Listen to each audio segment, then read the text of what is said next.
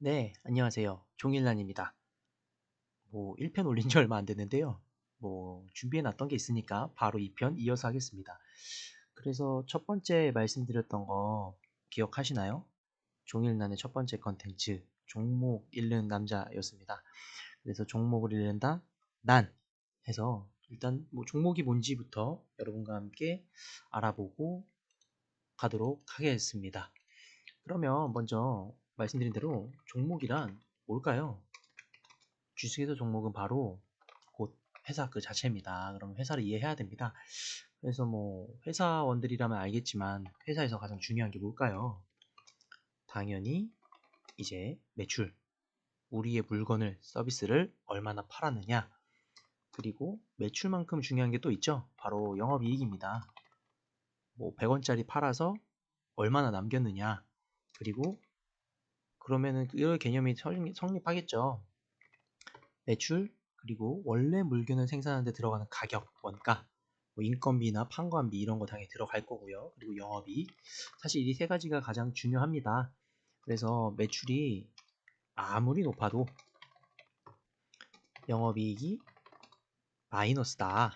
그럼 사실 남는 게 없는 회사인 겁니다. 그러면 그 회사는 계속되지 못할 겁니다. 절대로. 그리고 봐야 할 건 이거와 마찬가지로 회사가 성장 가능성을 가졌느냐 이겁니다. 그래서 성장 가능성 어떻게 표현할지 모르겠지만요. 결국은 매출이 늘어나고요. 영업이익도 쑥쑥 늘어납니다. 그래서 사실 회사라는 게 물건 또 서비스 만들긴 하지만 어떤 서비스를 만드는 지에 따라도 분명 다르지만 그럼에도 불구하고 회사는 결국 집단이고요. 어떤 집단이냐면 돈을 벌려고 존재하는 집단입니다. 그렇기 때문에 흔히 얘기하는 자선사업가는 더더욱 아닙니다. 당연히 사회적 책임, 기업으로서 다 해야죠. 근데 중요한 건요, 기업이 살아남고 그리고 돈을 벌어야 이 사회적 책임이라는 것도 할 수 있는 겁니다. 그래서 요것들 기억해 주셨으면 좋겠어요. 그래서 말씀드리면 종목은 곧 회사다 라고 기억해 주시면 될 것 같습니다. 좀 주저리 길었는데요. 이어서 생각해 보면은 뭐 매출, 그리고 아까 영업이익 말씀드렸죠. 매출은 어디까지냐? 말씀드린 대로 얼마나 팔았을까? 그리고 영업이 얼마나 남겨 먹었을까? 단순히 생각하면 이겁니다. 당연히 이게 100% 정답은 아닙니다. 다양한 요소들이 있습니다. 그럼에도 불구하고 이렇게 간단하게 정리할 수 있을 것 같고요. 매출은 영업이익이랑 직결됩니다. 왜냐면 매출이 높고 영업이익이 높은 경우는 생각보다 많습니다. 하지만 반대로 얘기해보면 매출을 올리기 위해서 많은 돈을 쓰는 회사들도 있습니다. 흔히 우리가 얘기하는 마케팅에 많이 쓰죠. 그래서 그리고 직원들 월급도 줘야 되고요. 이런 거를 어떻게 얘기해보면 직원들 월급은 흔히 인건비라고 많이 합니다. 그리고 마케팅 비용은 판관비, 판매 관리비 이런 식으로 많이 얘기를 하는 게 사실이죠. 그래서 치킨집을 하더라도 일단 예를 들어 볼게요. 치킨집 하면 상가를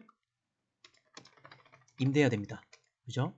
그리고 프랜차이즈 내려면 가맹 계약해서 수수료도 내야 되죠. 그리고 광고 당연히 해야죠. 왜냐면은 예를 들어 어플 같은 데다가 배민도 있고요, 요기요도 있죠. 이런 데다도 광고도 좀 하고 등록도 좀 해야 되죠. 그리고 튀길 기계 당연히 들여놔야죠. 그리고 재료 치킨 당연히 닭이죠. 당연히 필요하고요. 그래서 이렇게만 봐도 벌써 시작부터 적자투성이에요. 사실 사업이라는 것 자체가 마이너스입니다. 그래서 이 마이너스가 0이 되는 시점 분명히 있습니다. 그러면 이 시점을 흔히 우리는 손익분기점이라고 많이 하죠. 이제 초기 투자를 모두 회수하고 실제로 나에게 이득을 가져다 주는 순간이 시작되는 겁니다. 지금 이 순간인 거죠. 그래서 일단 준비됐으면 오픈합니다. 그래서 오픈하면 알바도 써야 되고요.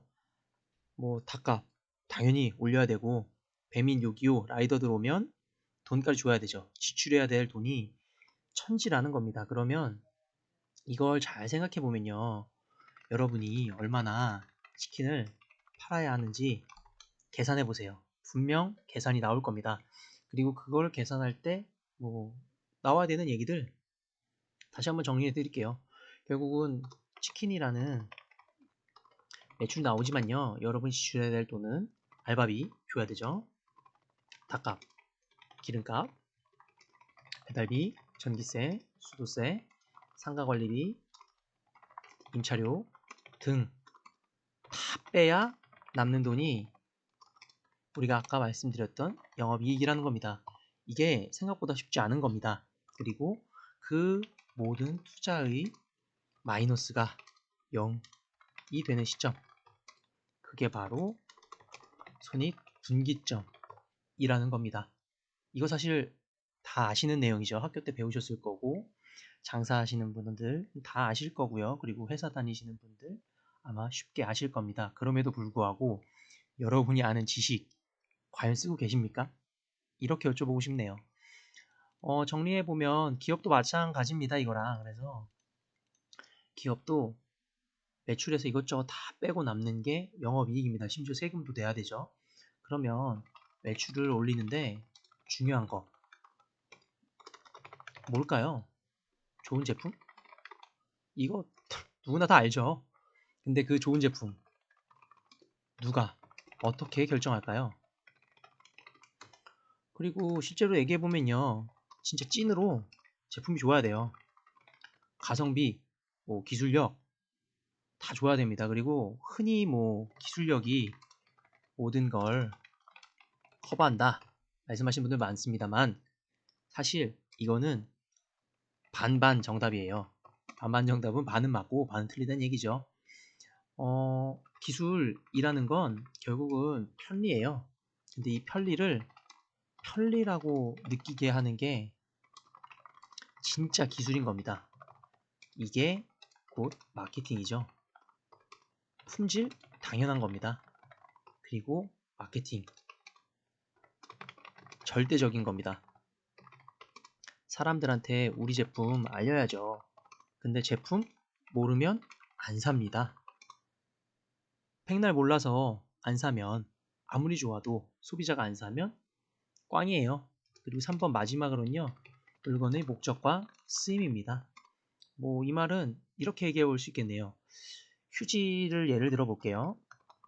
휴지는 여러분 인생에 뗄래야 뗄 수 없는 존재입니다. 뭐 물론 물티슈 같은 많은 편리가 발생했지만 우리는 언제나 화장실에 가면 휴지를 쓰죠. 이런 건 시내가 변해도 가만히 있을 거고 계속 쓸 겁니다. 그러던 어느 날 우리 앞에 비데라는 친구가 나타났습니다. 그래서 처음엔 다들 흉측하다고 거부를 많이 했죠. 왜냐면 갑자기 뒤에서 물이 나오니 얼마나 놀랐겠어요. 심지어 처음엔 뜨거운 물도 안 나왔을 거예요. 그래서 흉측하다면서 거부하고, 야 그거 너무 지저분한 거 아니니, 뭐 위생 때문에 다들 꺼려했죠. 그러다가 이 비데가 기술을 입었어요. 그래서 이제는 시트가 따뜻해요. 그리고 온수가 나와요. 그리고 심지어 마사지 기능까지 생겨납니다. 그래서 이러한 따스함과 짜릿함에 사람들이 하나둘씩 중독되기 시작했고, 지금은 사실 비데 없는 집을 찾아보기 힘들 정도입니다. 그래서 사실 제가 하고 싶은 말은 뭐냐면요, 이거예요. 영원 불변으로 써야 하는 물건 있습니다. 휴지 같은 거요. 그리고 시대가 변하면서 쓰임이 생기는 물건 분명 있습니다. 그러면 뭐 지금 시대에선 우리가 이야기하는, 우리 아는 대한민국의 자랑 반도체 그럴 거고요. 2차 전지 배터리죠. 그럴 거예요. 전기차, 그리고 바이오 그런 겁니다. 마찬가지입니다. 그래서 지금 저는 반도체 우리 지금 친해지는 중이에요. 이게 뭔지 몰랐으니까요, 그동안은. 그리고 앞으로 아까 말씀드렸던 2차 전지, 예를 들면 바이오 다 친해지는 단계고요. 이러한 물건들은 결국은 우리 삶을 편리하게 만들고 윤택하게 만듭니다. 그래서 정리를 해볼게요. 말이 길었는데요. 결국은 기업은 돈 버는 집단. 얘는 뭐가 중요합니까? 매출, 영업이익, 제품, 서비스의 특징 기억하셔야 돼요. 그리고 제품이 가지는 뭐랄까요? 인지도 있겠네요. 그리고 앞으로의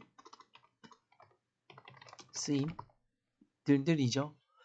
그래서 이런 것들은 분명히 중요하게 보셔야 되고요. 그 다음에 더 한 가지 보셔야 되는 건 이런 겁니다. 예를 들면 갑자기 시대가 변했어요. 반도체라는 게 나타날 때처럼요. 여기에 플러스해서 정부 정책, 시대의 변화, 트렌드라고 많이 얘기하죠. 이런 것들과 더불어 가지고요. 진짜 세세하게 보시는 분들은 그 회사의 CEO를 보시는 경우도 있어요. 왜냐하면 그 CEO가 이 회사를 어떻게 움직이고 어떤 제품을 만들어내고 하는 것들이랑 모두 연결되기 때문이죠. 그래서 이거는 사실 다 한 묶음으로 봐야 합니다. 대신에 분석 못하는 것도 있어요. 코로나. 이거 누가 예측이나 했나요? 그리고 예를 들어 이런 거죠. 지진, 태풍. 태풍이죠. 태풍. 해풍이 아니라 죄송해요. 해일. 이건 솔직히 이렇게 얘기하면 그러지만 신이 아닌 이상은 절대 네버 예측 못합니다. 이거 혹시 맞추시는 분 있으면 저한테 알려주세요. 저도 좀 친하게 지내고 싶거든요. 네, 그래서 일단 이렇게 정리할 수 있을 것 같아요. 그러면 지금까지는 이제 그 제품 그리고 회사를 이해하는 거에 대해서 정리해서 말씀드렸어요. 솔직히 중간중간 계속 말씀드렸지만 이런 이야기들 여러분 다 아세요. 초등학생도 요새는 다 이거 알아요. 근데 초등학생도 아는 그 지식 여러분은 활용하셨어요? 여태까지? 특히나 주식할 때요. 아닙니다. 여러분이 회사원이시거나 자영업 하시는 분들 그리고 어떤 일을 통해서든 노동을 통해서 이제 임금이라고 하는 거죠. 그러니까 돈을 버시는 분들이라고 간단하게 얘기할게요. 그 돈 어렵게 버셨잖아요. 근데 어느 날 이런 일이 있어요. 예를 지인이 갑자기 나타나서 특급 정보다 이거 추천한다. 아니면 주식 방송에서 추천한다. 아니면 무료 리딩방 이런 거 많이 쓰실 겁니다. 그럼 그분들이 막 추천을 해요. 이렇다 저렇다 종목을 추천 종목이라는 게 나오고요. 그리고 결국 여러분은 그 순간 이제 홀라당 넘어가시는 분들이 꽤 많으시고요. 넘어가서 왜냐하면 초반에는 다 이 모든 것들이 뭐랄까요? 수익이 나요. 신기하게. 미세하게나마. 그러면 여러분은 그냥 그 자리에서 HTS, MTS 킵니다. 그리고 그냥 사요. 안 보고. 말씀드렸죠. 초등학생도 아는 그 지식을 여러분은 활용하지 못하신 거예요.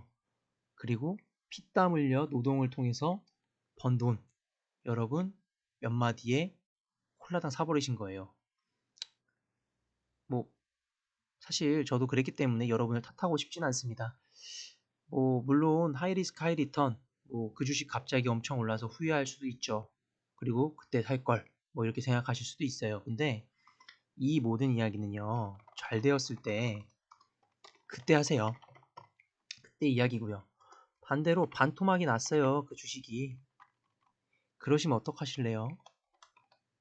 그때도 잘 생각했다고 하실 거 아니잖아요. 그리고 10분의 1 토막 10% 됐어요. 그 주식이. 그럼 어떻게 하실 거예요? 그러면 흔히 우리 얘기하죠. 한강 가자. 온도 재자. 인생은 많고요. 생활은 깁니다. 30년밖에 안 산 저도 아는 얘기고요. 자기 돈이기 때문에 본인의 돈이에요. 본인이 책임지셔야 돼요.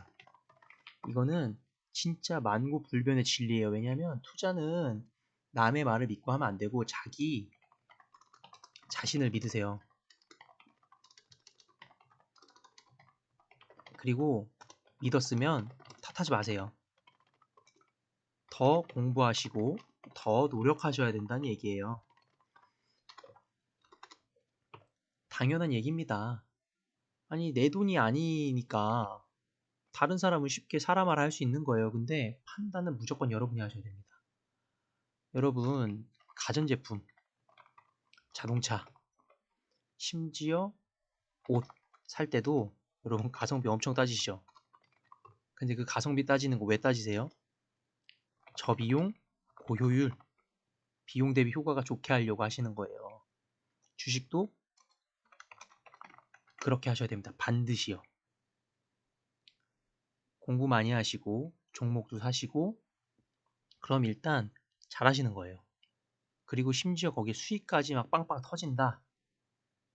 그러면 더 이야기할 필요도 없어요. 그래도 한번 들어보세요, 제 얘기를. 이게 수익 봤다고 나가시지 말고요. 수익을 보다 보면 어느 순간 주식을 사고 파는데 자신감이 생겨요. 사실 그 자신감은 당연한 겁니다.